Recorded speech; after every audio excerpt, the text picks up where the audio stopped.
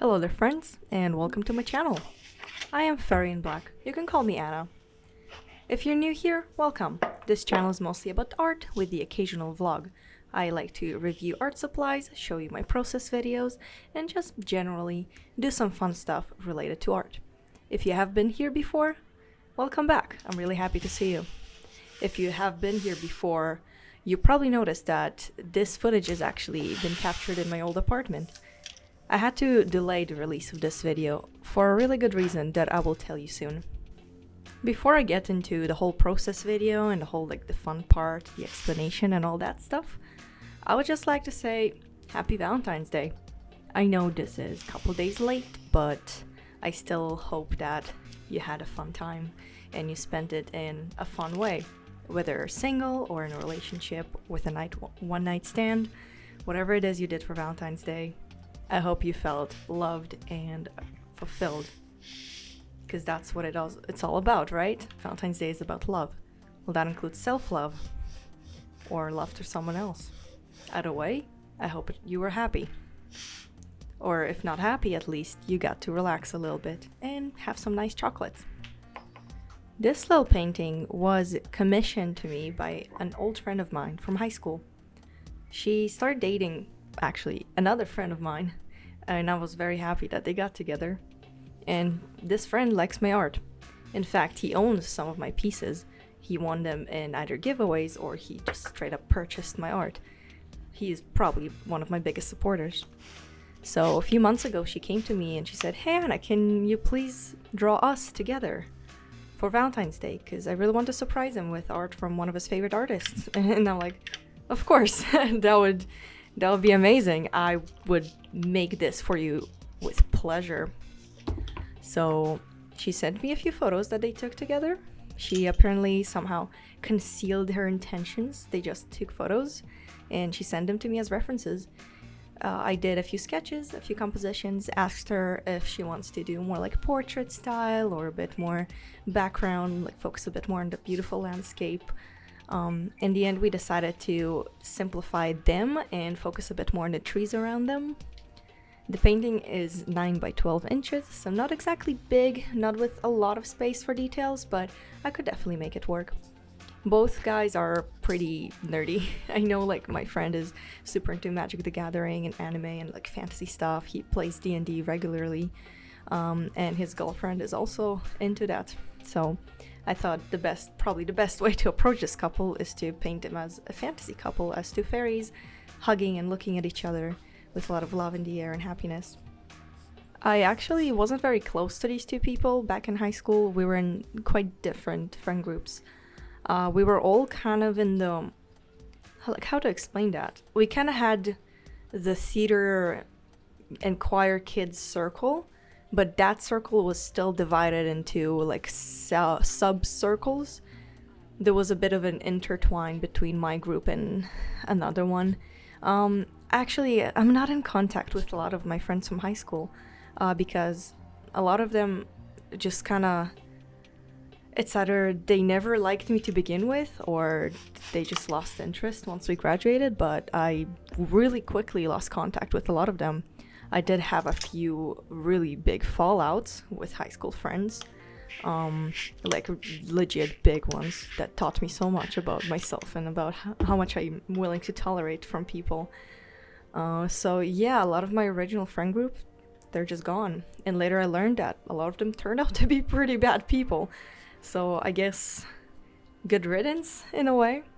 But luckily for me, I got to get closer with the other friend group, the other theater choir friend group. I would say after high school, after all of us graduated and became adults, we kind of went our separate directions. And all of these cliques really dissolved real quick. But then some of us came back together, and people that I sort of didn't get along back in high school became closer to me, which is very nice because they are genuinely good people. I have so much guilt about high school in general, which I don't want to tarnish this video too much by complaining about it, but I'm a bit upset that I wasn't friends with these guys from the very beginning, but I'm grateful, like absolutely grateful, that we got to get closer later, which is amazing. Like, friendship is sacred to me, and I'm glad that I had a second chance. I became friends with the guy in this couple first. We talked a little bit in guitar class. We were in the same class. We weren't really close back in high school, but then after we graduated, he just invited me to some party or something. I honestly forgot. I think like his reasoning was that he needed more people and he just kind of remembered me as a cool person. So he invited me to a party and we became much closer ever since. Then one day he started confiding in me and another friend of ours about his feelings towards this one girl and how complicated the situation is. And I was like really, like I was really hyped because I knew her to be a very good person, really like almost right for him. So I was really rooting for them when the big relationship was on just blooming.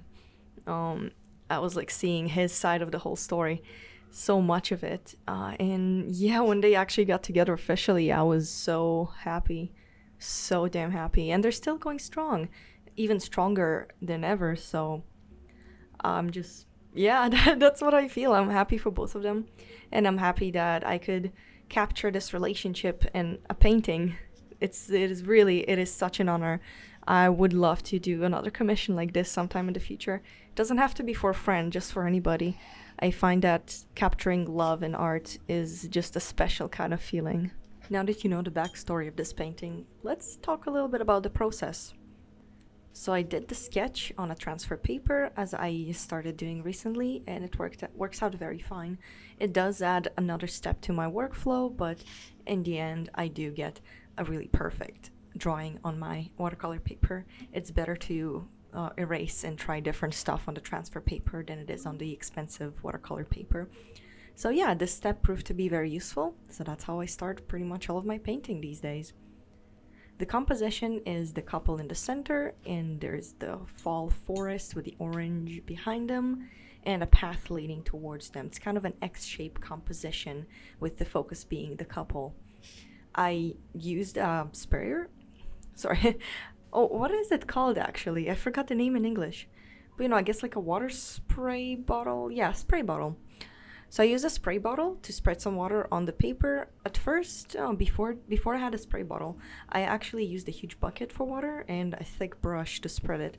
But now with the spray bottle, I don't need the bucket. I just spray some water on the paper and then use the brush to spread it. So that's how I did the sky, which is very, very pale blue. And then for the trees, I wasn't looking to do like very accurate leaf shapes. I just wanted to be very abstract, almost like blurry, like a background, since my focus is on the figures. So again, I used a spray bottle to gently spray droplets of water on the paper. And then I took watercolors and just kind of let it spread between the droplets. I did a few dots here and there, but mostly I just let the watercolor do its thing. I started with very pale green for the far background, and then as I was getting closer and closer to the viewer in terms of my positioning of the leaves, I started gradually going from yellow to orange to darker orange and then later brown. For the trees, again in the background, I used very pale dark blue to kind of give them an outline, and then for the ones that are closer, I started using brown and even black to give them a bit more contrast. The grass was probably the hardest part because the grass is lighter than the trees, and yet the trees are behind the grass, which is a very challenging thing to do with watercolors.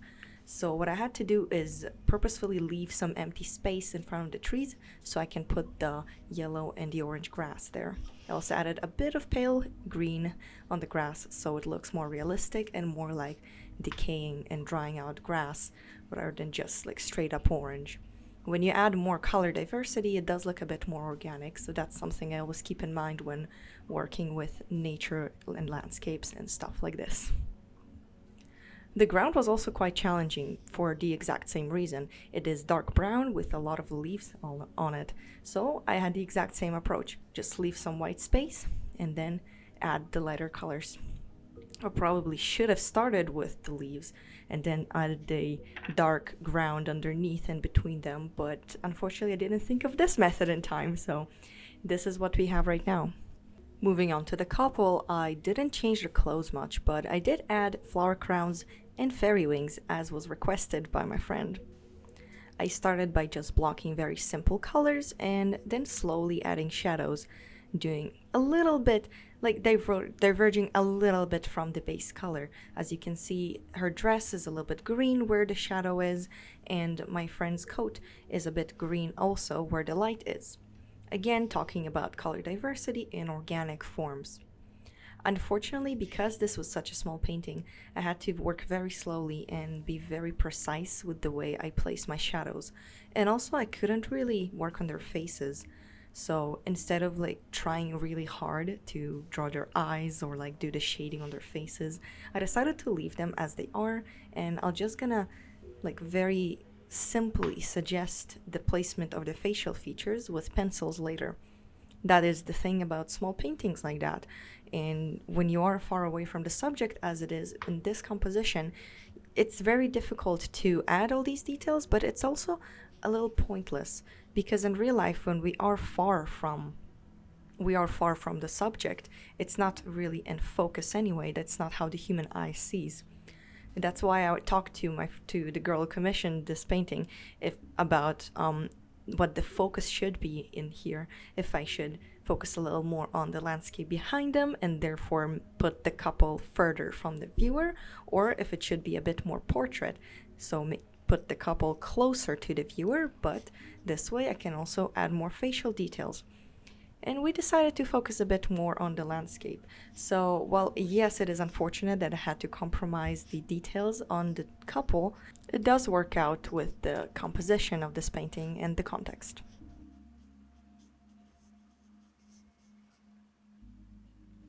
I really did my best with the ground and the grass.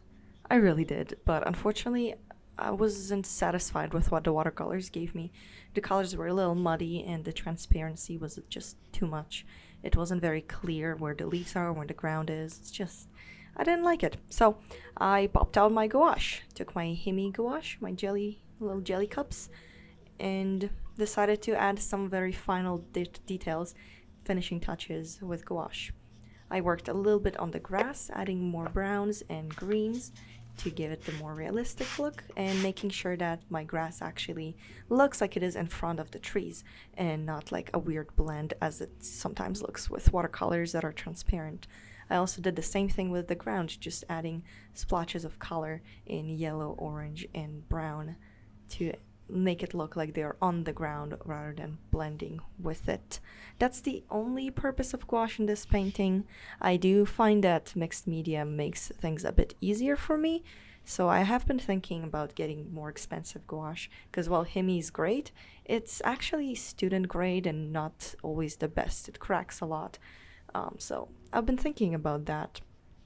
I also, for the wings, decided to add the little, I guess highlights or veins. You know how insects have veins in their wings? I decided to add them with white gouache, outlining the wings, outlining the veins inside of them, and making them pop a little bit more. The wings are painted with a transparent layer of blue watercolors, but to make them a bit more visible, adding white is always a really nice idea.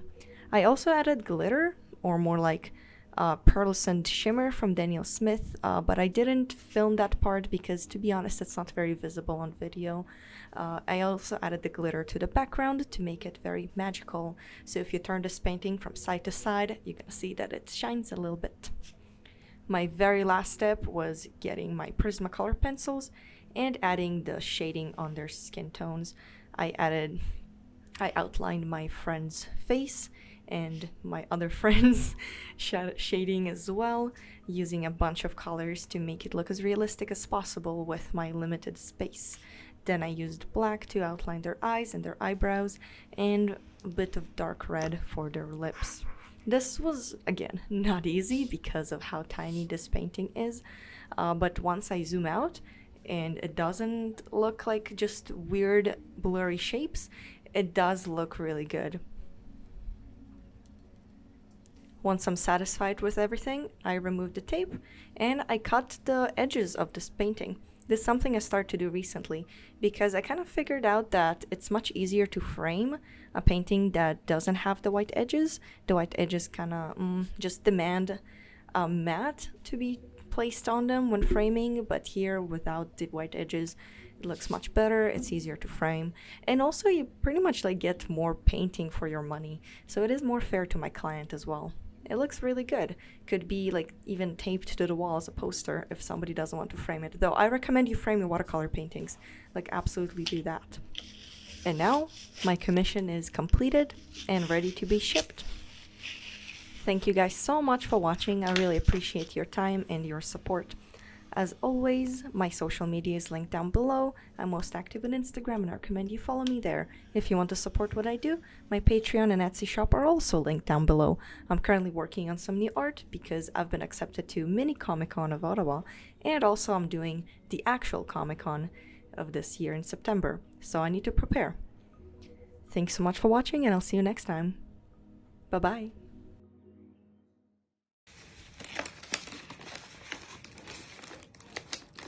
Okay, seems like some sort of picture, perhaps.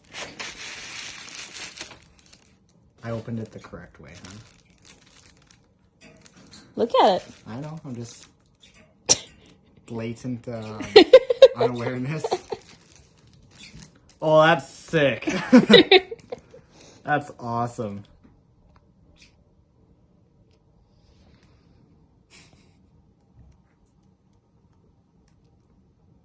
That's awesome.